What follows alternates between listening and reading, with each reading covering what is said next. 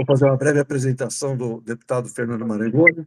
Ele é deputado federal e advogado pelo Estado de São Paulo.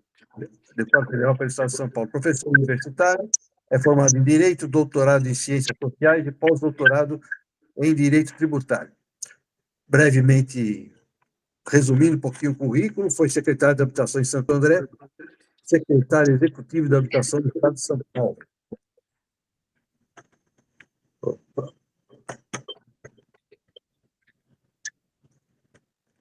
Estou aqui ao seu comando, Marcos.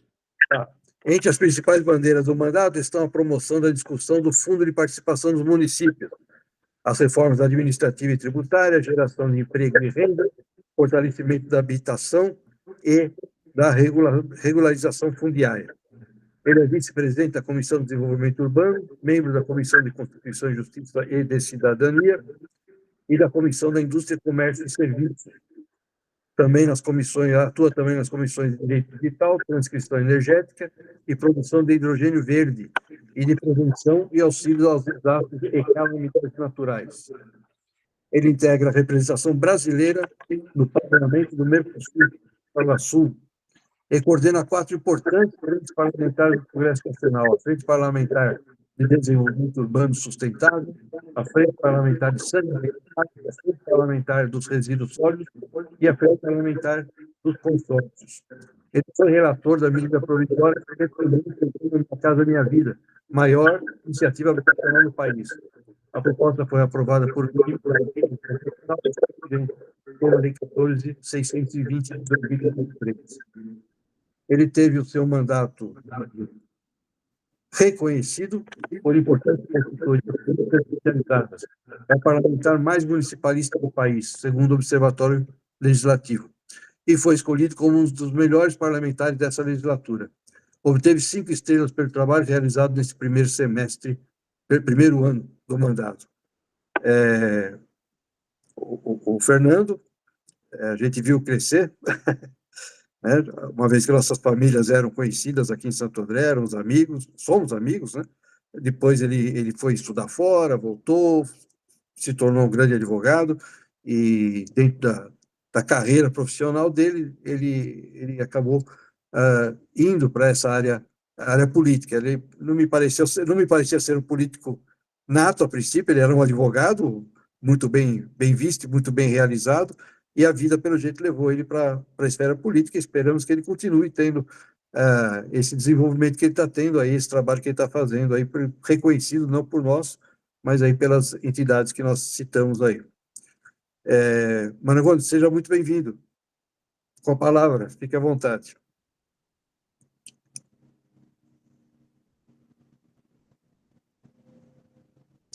Tá sem som, Marangoni. Muito obrigado, Marcos. Muito obrigado, meu querido amigo, a todos aqui presentes. Primeiro, é um prazer imenso estar aqui com vocês. Eu já fico muito lisonjeado de ver você ainda tão jovem falar que me viu crescer. Então, isso para mim já ganhei o dia aqui, viu? Já ganhei o dia. Mas é um prazer imenso estar aqui falando com colegas, ser convidado para esse bate-papo. Eu queria fazer algumas considerações aqui com vocês, até do ponto de vista político, né? Tudo que está acontecendo, o nosso posicionamento com relação à atuação parlamentar. Eu acho que a gente tem sido muito questionado ultimamente, não só a mim, mas todos os parlamentares, acredito que todos aqueles colegas que militam na política, né? A gente, diante desse clima de polarização política das eleições, enfim, tudo que a gente vem passando no Brasil, e não só no Brasil, a gente viu que é um fenômeno mundial. Acabamos agora de ver o que aconteceu na Argentina, enfim. Então, em primeiro, deixar muito claro o meu posicionamento aqui para os colegas com relação a isso que está acontecendo na política. Marcos, teve a oportunidade de falar que nós relatamos aqui o principal programa habitacional do país, que foi Minha Casa Minha Vida, extremamente relacionado com a nossa atuação na gestão pública e como secretário municipal, como secretário de Estado de Habitação, presidente do Comitê de Regularização Fundiária do Estado de São Paulo. Eu tenho um posicionamento muito claro e é um posicionamento que eu acredito muito, que eu queria já deixar aqui para os colegas. Eu não sou nem base do governo e nem oposição ao governo, né? A minha posição ela é muito clara, a minha posição é de base e apoio ao Brasil. Então, aquilo que vier do governo, que a gente entenda que seja bom para o país, do ponto de vista de gestão pública, de programa público, a gente vai apoiar.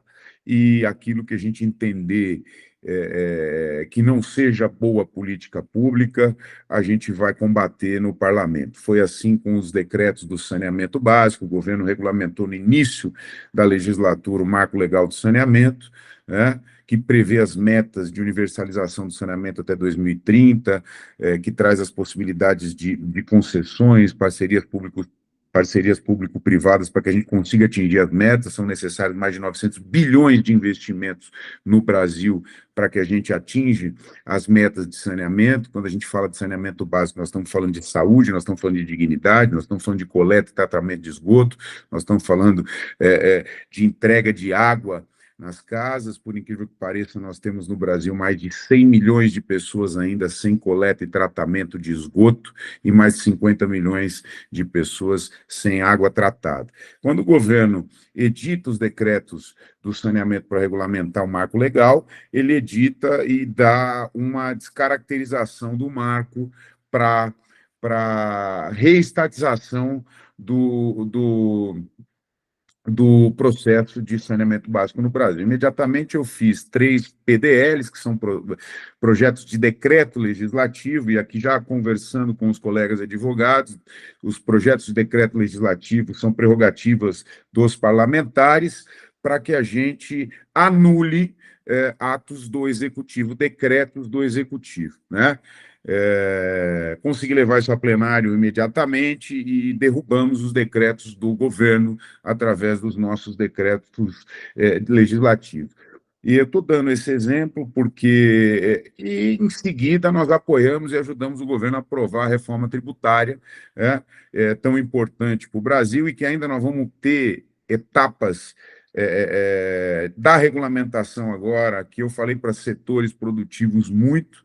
Falei, olha, vocês estão antecipando uma agonia, que deve vir daqui a pouco.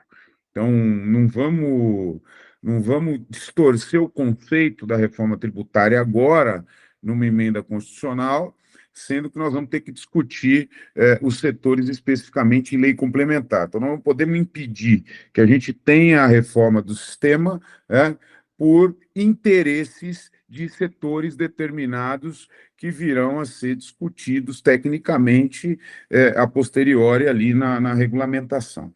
Então, essa introdução eu fiz para dizer para vocês e deixar muito claro, até para que não fique dúvida para ninguém aqui, do nosso posicionamento. Alguém que estiver olhando aqui o colega, diz, mas ele é bolsonarista ou ele é lulista. Eu não sou porra nenhuma. Eu sou um parlamentar eleito pelo Estado de São Paulo, tá certo? Que estou aqui para defender os interesses do país. Então, aquilo que vier do governo que for positivo, nós vamos trabalhar, ajudar e fazer com que seja aprovado. E aquilo que a gente entender que sejam absurdos e que vão contra os interesses da sociedade, nós vamos combater. E eu faço essa introdução, Marcos, me permita, e você que me conhece aqui desde pequeno, eu quero deixar isso muito claro, porque eu tenho falado isso em todos, acabei de sair de uma conferência agora. Primeiro, é que não pare em dúvida se eu sou base ou sou oposição, porque isso macula, hoje, infelizmente, isso macula a interpretação de tudo aquilo que um político fale. Então, por isso que eu queria deixar claro essa introdução. Trazendo isso um pouco para o direito, é quase que uma suspeição, Vamos colocar assim, né? Então, quer dizer, quando as pessoas me olham e falam, "Mas esse cara é aliado do Bolsonaro, tudo que ele fala, se eu já olho com suspeição, ou esse cara aqui é base do governo, eu também já olho com suspeição, então não precisa olhar com suspeição, aqui nós vamos falar entre colegas, entre amigos, de uma forma muito clara. Eu acho que isso aqui é muito um bate-papo, né?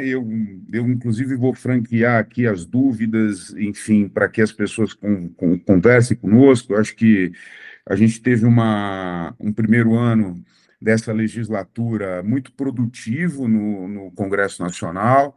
A gente aprovou leis importantes, aí a exemplo da reforma tributária, do próprio programa Minha Casa Minha Vida, que nós modernizamos.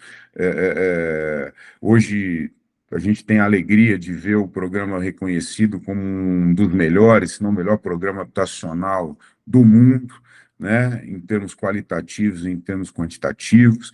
Então, é esse o nosso papel, é por isso que nós estamos aqui. Estamos integrando agora também o Parlasul, que é o parlamento do Mercosul. Nós temos uma discussão muito importante sendo travada lá no Parlasul, que é o acordo entre o Mercosul e a União Europeia. É, é, nós votamos agora o projeto de lei, foram duas emendas minhas aprovadas dentro do projeto de lei que trata das metas de descarbonização no país, extremamente importante, né, para o Brasil. Fazer aqui eu faço parte da Comissão de Eficiência Energética da Câmara dos Deputados, e a gente tem debatido muito algo que eu chamo a atenção dos colegas, até do ponto de vista profissional, que os colegas estejam atentos aí às regulamentações que virão de um novo setor produtivo, que é o setor da eficiência energética, né? O Brasil hoje tem o maior ativo de produção de energia limpa do mundo, que é justamente o ativo ambiental. A gente tem sol, a gente tem vento, a gente tem área, né? A gente tem mata, e eu tive recentemente na Universidade Técnica em Berlim, dando uma palestra sobre desenvolvimento e planejamento urbano, e eu tive a oportunidade de visitar o embaixador, e ele deixou muito claro para mim os olhos da comunidade europeia para o Brasil no setor de produção energética.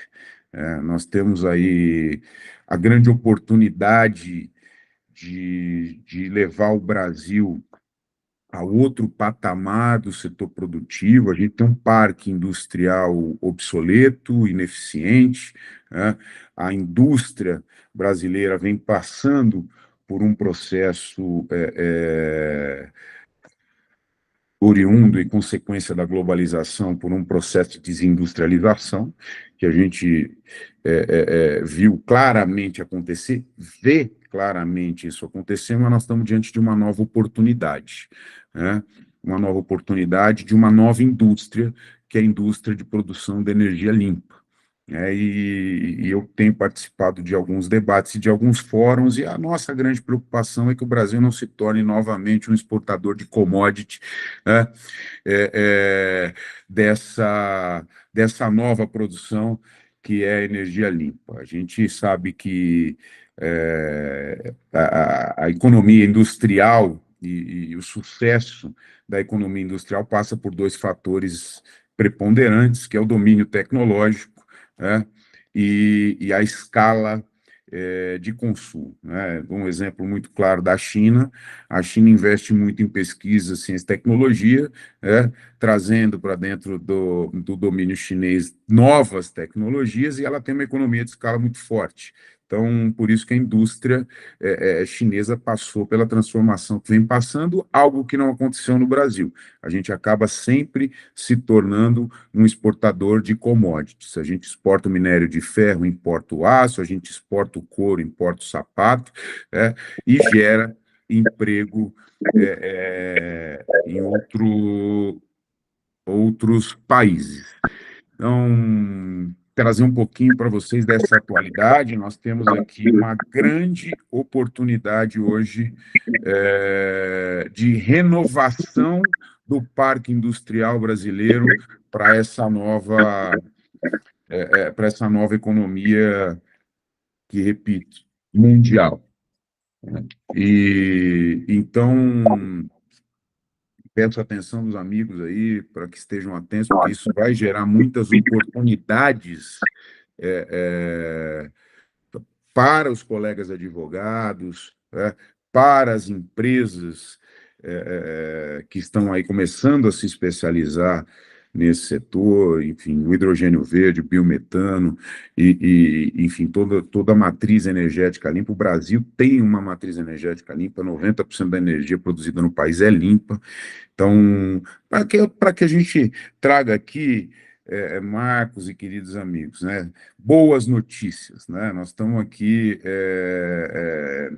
para falar das oportunidades aqui no mercado da advocacia, para falar das novas oportunidades do Brasil. E eu queria aqui franquear a palavra aos colegas que estão nos acompanhando aqui e tirar dúvidas, eventualmente, sobre o processo legislativo. A gente sabe que direito e política está bem amarradinho um com o outro, né? Então,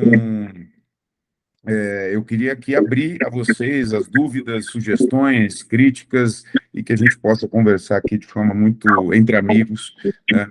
E ver aquilo que eu posso contribuir com vocês, um pouquinho de conhecimento que a gente adquiriu. Fernando, como a nossa comissão é a Comissão de Relações Internacionais, a gente queria que você focasse um pouquinho todo esse contexto no Parlasul. O que exatamente, como funciona o Parlasul, como se trabalha lá, é o parlamento igual ao Congresso, ou tem aspectos diferentes, e o que pode ser feito dentro da sua atuação de representante do Parlasul, que pode ser feito dentro de Bom, todo esse contexto que você falou aí. isso, vamos lá.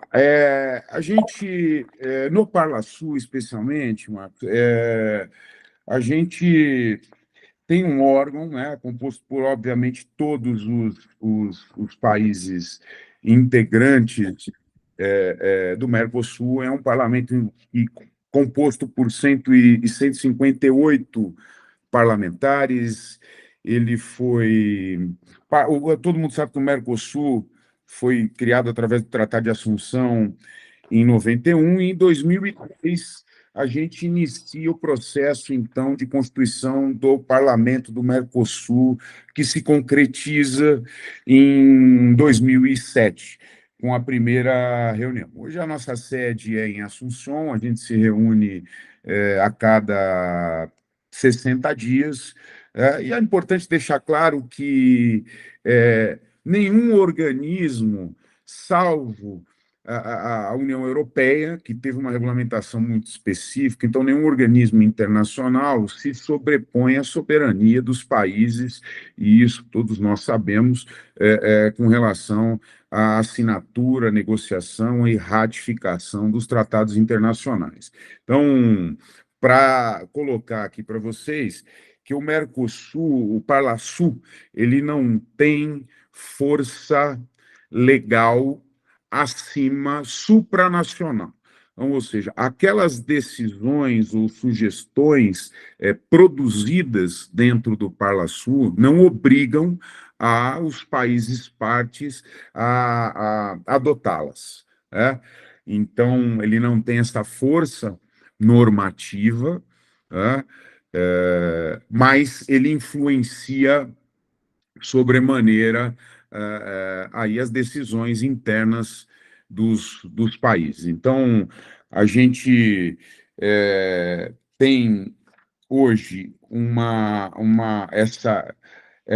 e essa composição ela é muito importante, porque assim, ali no ambiente do Parlasul a gente consegue fazer, inclusive, acordos bilaterais, propostas, tanto dentro do âmbito todo do Mercosul, mas também de acordos bilaterais, pareceres, a gente trata de tudo. Hoje estamos discutindo, como eu trouxe para vocês aqui, nós estamos discutindo o eventual acordo entre o Mercosul e a União Europeia, né? Há uma divergência muito grande dentro dos países membros, e isso é algo que é típico, eu digo que não é uma jabuticaba brasileira, mas uma jabuticaba sul-americana, porque, na verdade, a gente não consegue se entender nem aqui dentro do âmbito do Mercosul, é, e isso é um pouco o que nos preocupa, porque a gente não consegue falar a mesma língua dentro dos países integrantes do Mercosul, quanto mais se movimentar em bloco. Por isso que a gente, eventualmente, a gente não consegue firmar muitos acordos, a exemplo desse que está em andamento com a União Europeia, porque a gente tem uma divergência de opiniões e de diretrizes muito grandes dentro dos parlamentos dentro dos países que compõem o Parlasul. Então, a gente tem competência para realizar pareceres, a gente tem competência para fazer projetos normativos, a gente faz declarações e manifestações sobre aquilo que é algo decidido em comum pelos países, recomendações, relatórios, mas a gente não tem força normativa. Tá? Então, isso é algo que é importante a gente deixar muito claro. Se o Parlasul recomendar fechar o acordo, por exemplo, com a União Europeia, aí volta isso para dentro da soberania e do processo legislativo interno de cada um dos países, para que a, o país eventualmente faça adesão ou não, independente da opinião do Parlasul. Né? Nós temos também dentro do Parlasul o Observatório da Democracia, o ODPM, que é o Observatório da Democracia do Parlamento do Mercosul, que foi instituído justamente para a gente, através do protocolo de Ushuaia, para a gente acompanhar os processos democráticos dentro dos países sul-americanos que fazem parte do Mercosul. Né? Leia-se também aí os processos eleitorais. Então, Parlasul acompanha, eu fui convidado e acompanhei a posse do atual presidente eleito da Argentina, haviam denúncias inúmeras de fraudes no processo eleitoral, e a gente foi acompanhar de perto então a apuração e a posse do presidente democraticamente eleito, Milei, no processo da Argentina. Então, mas muito embora, e isso é importante deixar registrado, muito embora não haja essa força normativa, que não é prerrogativa só do Parlasul, né, é, mas é extremamente importante a atuação sobre o ponto de vista de publicidade das diretrizes e dos pensamentos dos países que compõem o Mercosul, como também da publicidade de eventual atentado ao processo democrático em qualquer um dos países membros. Então, muito embora, porque às vezes a gente ouve muito, então, mas vocês ficam aí discutindo e, né, enfim, se o país quiser depois ou não, ele aplica ou não aplica, né? É, mas o ponto de vista é simples, quer dizer, a gente discute, propõe uma solução, debate, faz um consenso e começa a cobrar internamente dos países, ao ponto em que, se a gente não tivesse essa discussão, se a gente não buscasse esses consensos, a gente ia ficar 100% atrelado nesses acordos multilaterais e bilaterais ao processo diplomático interno de cada país, e que a gente sabe da burocracia e da morosidade desses processos diplomáticos internos. Né? Ao final, eu vou encaminhar aí um arrazoado, né, para que os colegas, tudo isso que a gente está conversando aqui, para que os colegas tenham aí nota. A gente discute também todos os assuntos pertinentes aos países membros, tá? Desde desenvolvimento regional, assuntos internacionais, econômicos, estratégicos, infraestrutura, segurança. A gente tem feito e realizado diversos acordos multilaterais de cooperação na área de segurança, na área de troca de informações investigativas. Eu mesmo relatei alguns projetos nesse sentido na Comissão de Constituição e Justiça.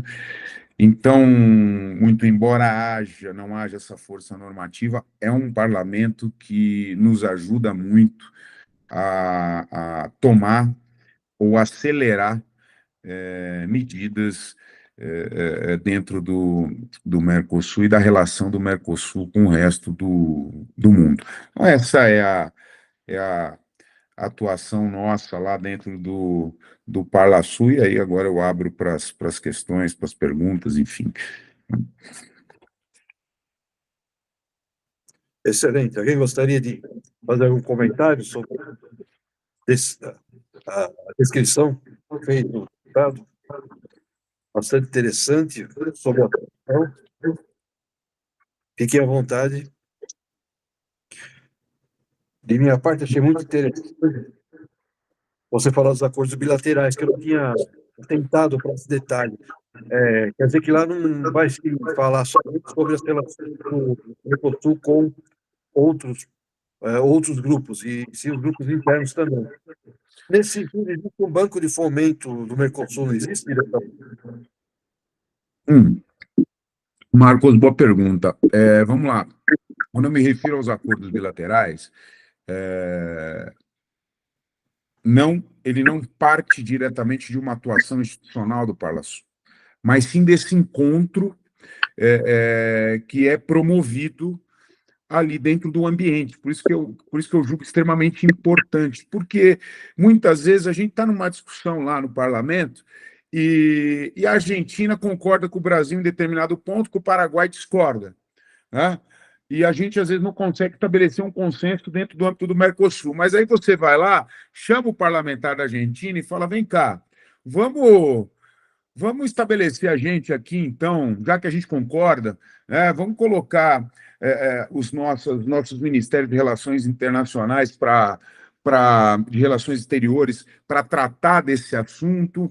Então, de forma reflexa, a gente acaba tendo muitas cooperações, muitos acordos de cooperações bilaterais, fruto deste encontro e desta reunião, onde a gente consegue ter acesso ao que o parlamento de determinado país membro está pensando com relação a determinado tema, coisa que a gente não teria condição de saber, se informar ou direcionar se a gente não estivesse naquele ambiente, né, de discussão. Então, quando eu falo sobre os acordos bilaterais, eles são acordos que acontecem na via reflexa, fruto dessas reuniões do Parlasul. Com relação ao Banco de Fomento, a grande discussão, eu acho que não só com relação ao Banco de Fomento do Mercosul, mas eu acho que com relação a todos os bancos de desenvolvimento que a gente acompanha ao redor do mundo.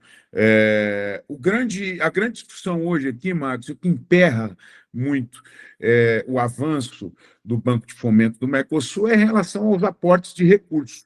Tá? Então, ou seja, a briga quer dizer, eu tenho um país como o Brasil, mais rico do bloco, então, que vai ser instado aí eu acho que o Dirceu está com o... Aí. Que vai naturalmente dentro de algum critério e você vai estabelecer, veja, olha só, o critério vai ser sempre assim, quem pode mais, paga mais, certo? Esse é o critério mãe. Então, o país mais rico contribui com mais, aporta mais. E, geralmente, o país mais rico é o país que necessita menos de investimento, por exemplo, em infraestrutura. Então, é o país que vai mais aportar recurso e menos tomar recurso do banco de fomento.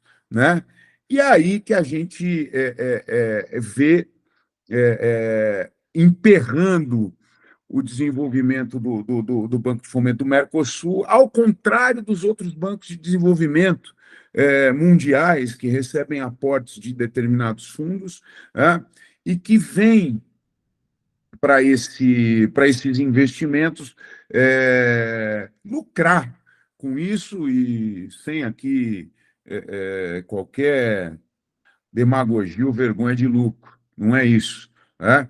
Mas a gente está numa região, infelizmente, de muitas carências, né? Eu disse aqui de algumas carências de investimento de infraestrutura, de saneamento básico, por exemplo, no Brasil, que é o país mais rico do Mercosul, né? E então são investimentos que têm que ser, de certa forma, muito subsidiados, porque nós estamos falando de bancos de desenvolvimento. E a gente não tem países. Veja, como é que a gente vai olhar para o Brasil? E eu acho que aqui vai ser uníssono, né? Eu acho que a hora que a gente diz assim, Brasil vai aportar tantos milhões ou tantos bilhões de recursos no Banco de Fomento do Mercosul para fazer a infraestrutura viária da Venezuela.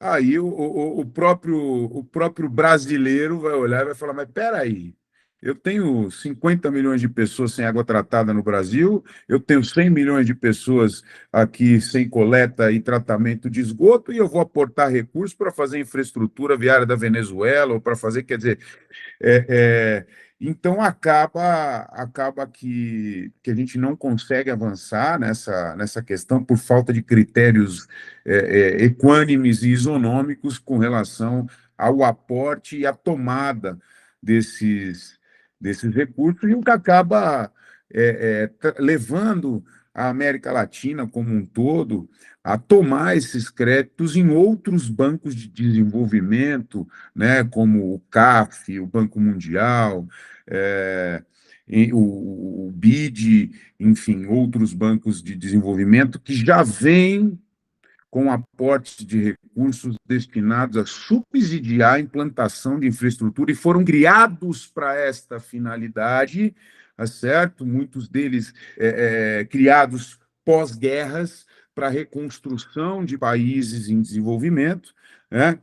Mas que já vem com esses recursos aportados por países muito desenvolvidos e que, eventualmente, têm recursos para investimento em infraestrutura sobrando, né? E que também, vejam, não vem desacompanhado de um interesse econômico, né? Vamos deixar isso muito claro aqui. Acho que quando eu pego esses bancos de desenvolvimento com recursos aportados por países ricos e desenvolvidos, há um interesse econômico sempre na ponta. Por que que eu vou investir na infraestrutura de desenvolvimento da África? Porque eu tenho interesse na exploração de algo ali que falta e que carece de infraestrutura, né? Então vamos sempre para a gente fechar, porque não tem ninguém fazendo caridade nessa história.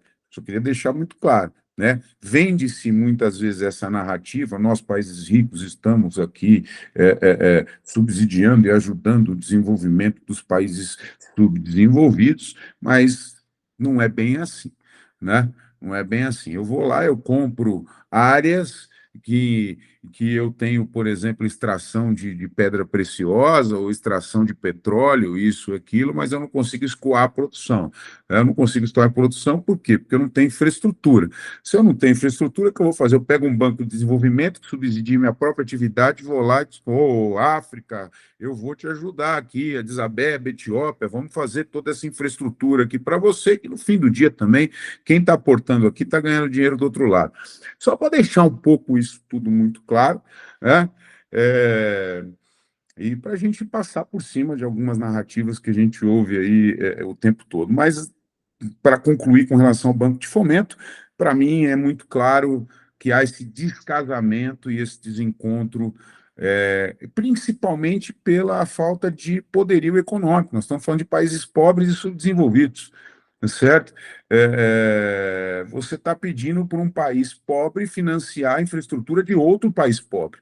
Então, a gente não consegue, não consegue se encontrar dentro desse processo e acaba sempre caindo na mão de outros bancos de desenvolvimento aí mundiais, e a gente está vendo aí uma série deles, o Banco da China, enfim, vindo. Isso é preocupante do ponto de vista da soberania dos países subdesenvolvidos, porque obviamente nada se faz sem recursos, e quando esses recursos vêm, eles vêm direcionados a projetos específicos, tá certo?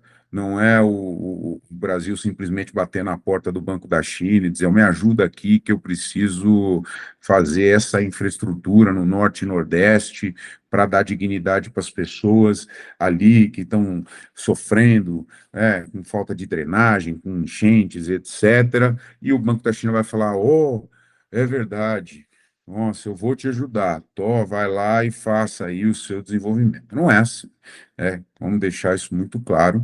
Então, os projetos são rigorosamente selecionados pelos bancos de desenvolvimento de acordo com seus interesses econômicos, né? Então, aqui não há interesse econômico envolvido, isso é uma outra questão que emperra, né? Eu não vou investir na Venezuela para ganhar dinheiro na Venezuela, eu, Brasil, então, e aí a gente acaba não conseguindo evoluir no Banco de Fomento, mas não sei se me fiz claro. Brilhante explanação, Fernando. Quem gostaria de fazer uso da palavra? No meu formato aqui, eu não vi a de todos, não sei se alguém está solicitando a palavra, Bianca. Alguém solicitou, não? De minha parte, eu ficaria aqui o dia inteiro falando e fazendo pergunta para você, viu, Fernando? Eu não sei como é que está o seu tempo, se você ainda tem alguns minutos aí.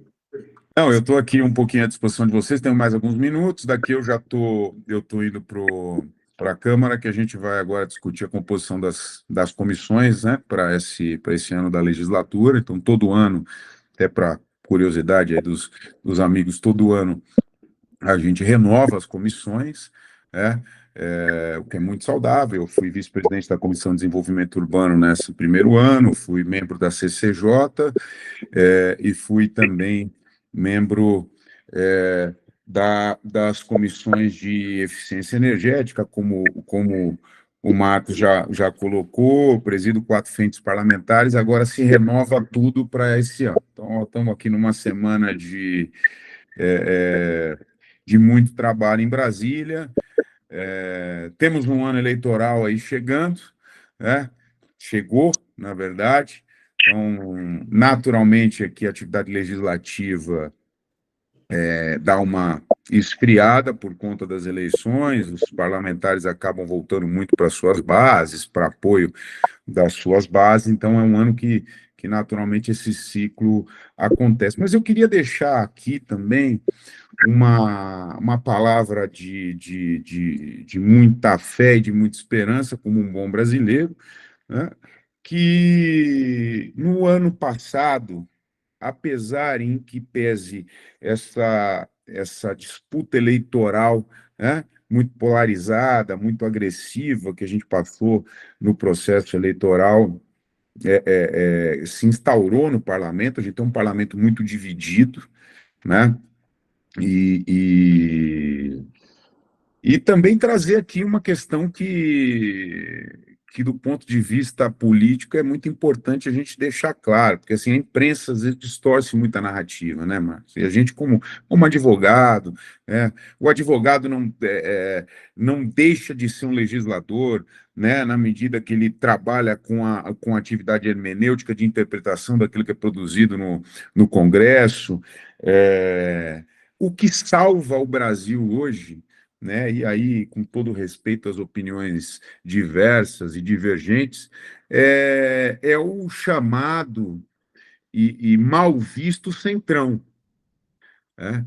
Então, eu preciso deixar isso muito claro, porque sempre na imprensa a gente ouve sobre o centrão de uma forma pejorativa, né? E o centrão hoje é quem consegue estabelecer o consenso para aprovação de tudo que a gente aprovou, por exemplo, esse ano, que foi Minha Casa Minha Vida, Bolsa Família, reforma tributária, tributação dos fundos de investimento. Tem tantos outros projetos de leis importantes para o Brasil, foram aprovados graças à construção de consenso trazida pelo Centrão. Porque sem esse chamado Centrão, não haveria a menor chance de governabilidade. E aí, sem governabilidade, não importa se o governo A ou se é o governo B, o país, dentro das diretrizes daquele executivo que foi eleito democraticamente, não vai avançar de forma nenhuma. E a gente precisa deixar isso muito claro, né? A gente precisa começar a desmistificar algumas questões do ponto de vista político que a imprensa passa para a população de modo geral. E a gente discute aqui, e isso é um ponto que aí eu peço para os colegas acompanhem seus parlamentares, né? Acompanhem seus parlamentares, mas acompanhem não do ponto de vista ideológico, acompanhem do ponto de vista produtivo. A divergência ideológica ela é riquíssima, a divergência ideológica tem que existir sempre essa discussão, porque a gente vai ter todos os lados se manifestando, mas para a gente governar e para a gente avançar, a gente tem que buscar os consensos, tá certo? E os consensos não se buscam sem abrir mão de lado a lado de parte das suas convicções.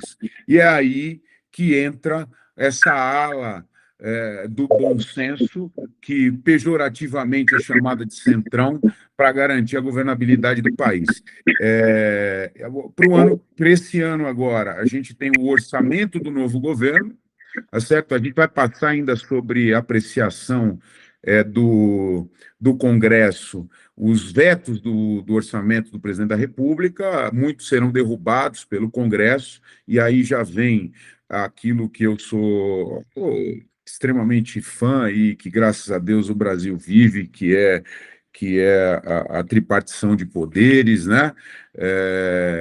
Onde a gente equilibra o sistema de freios e contrapesos. Eu estou falando aqui com colegas, eu vou dar o exemplo da desoneração da folha, não é? A gente tem 17 setores no país que estavam com uma desoneração da folha de pagamentos para impulsionar a economia, e o governo acabou com a desoneração, nós derrubamos no Congresso. Então, essa autonomia entre os poderes é extremamente importante que ocorra. Alguns exemplos que eu deixei aqui para vocês.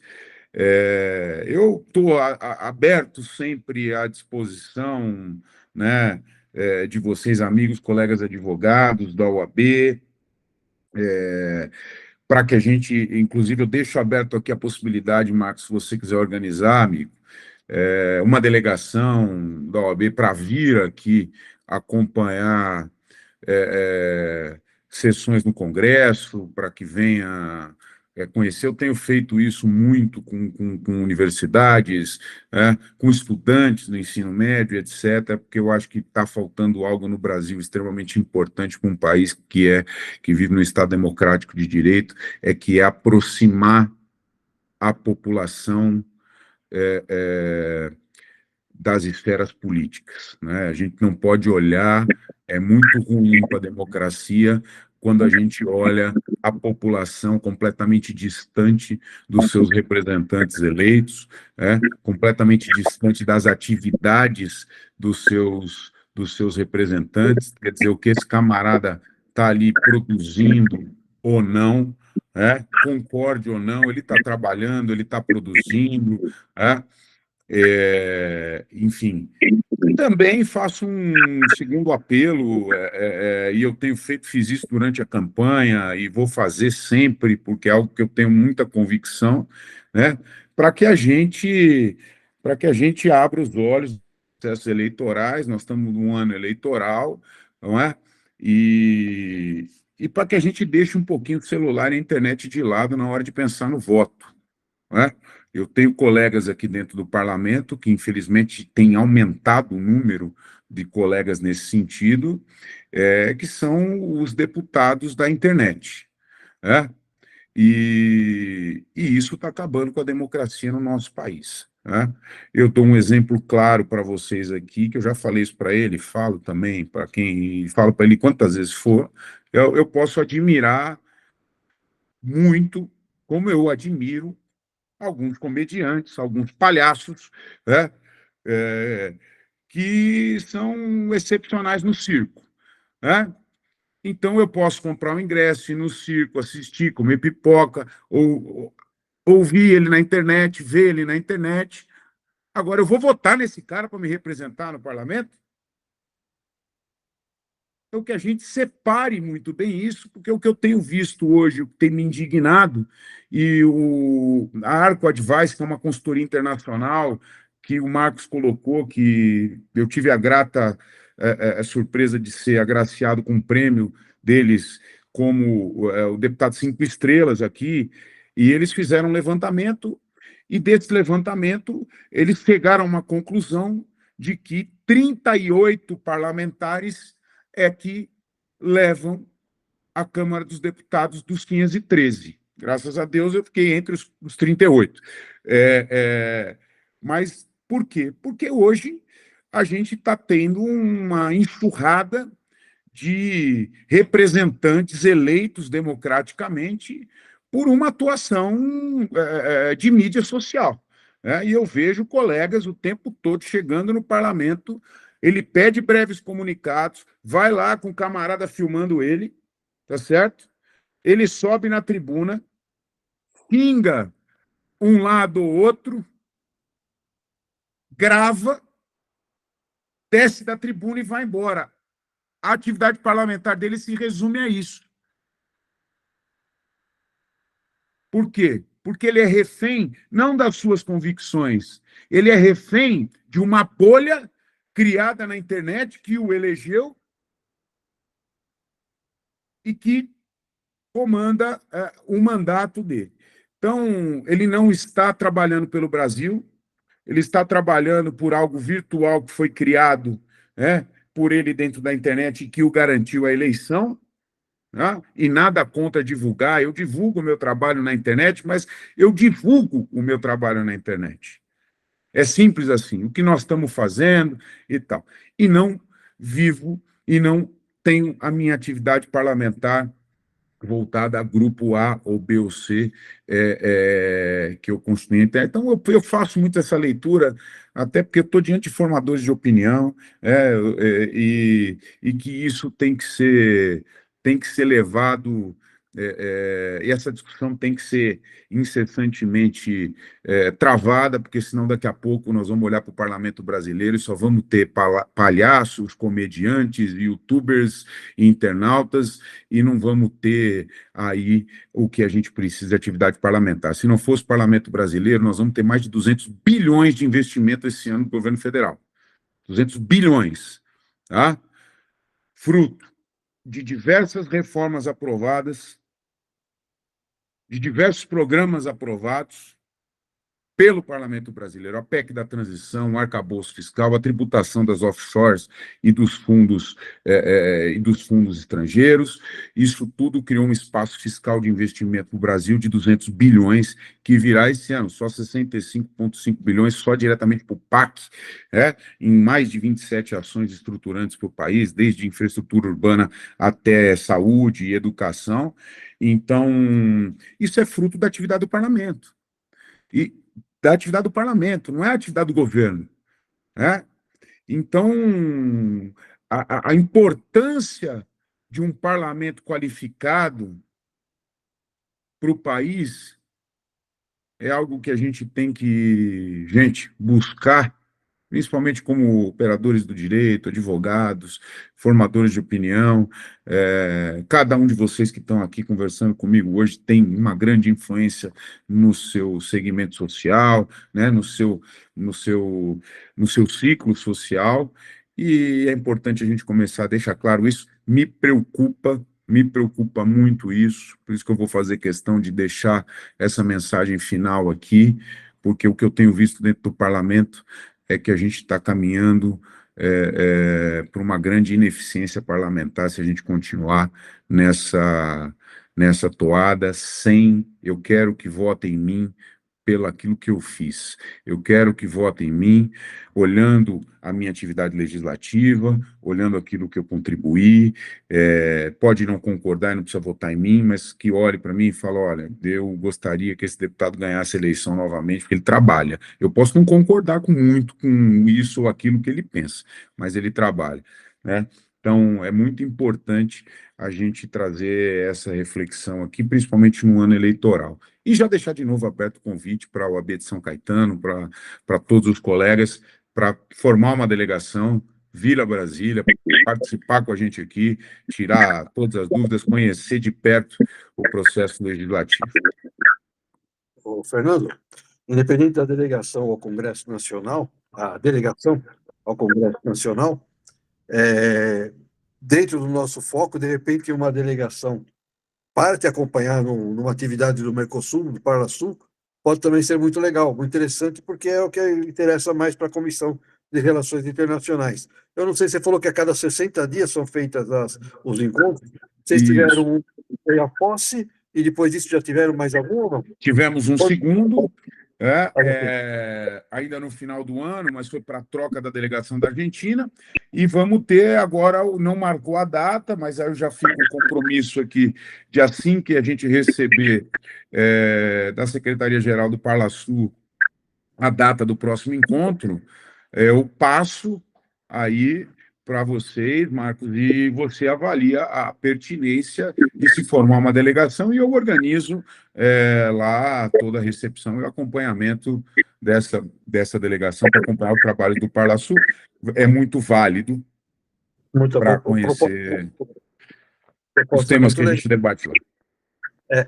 Quero já agradecer, então, a sua participação, todas as suas explicações, a clareza que você traz com as suas explicações é muito legal, porque você traz, explica e mostra todos os detalhes. Você falou, deu uma explicação sobre o Centrão como fiel da balança dentro do Congresso, um aspecto que muitas vezes a gente enxerga como incômodo e, na verdade, pode ser o contrário.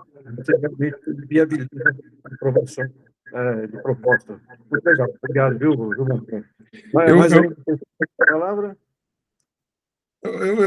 A gente brinca aqui em Brasília que é o seguinte: em Brasília tem duas turmas, é a turma da confusão e a turma da solução. Então, assim, graças a Deus eu faço questão de fazer parte sempre da turma da solução.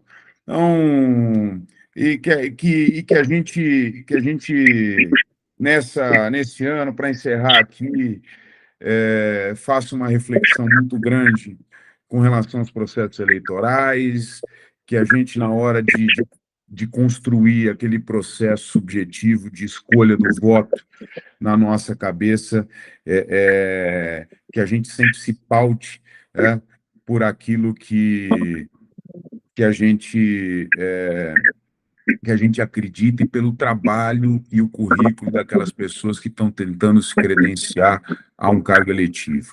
Quando a gente fala, tem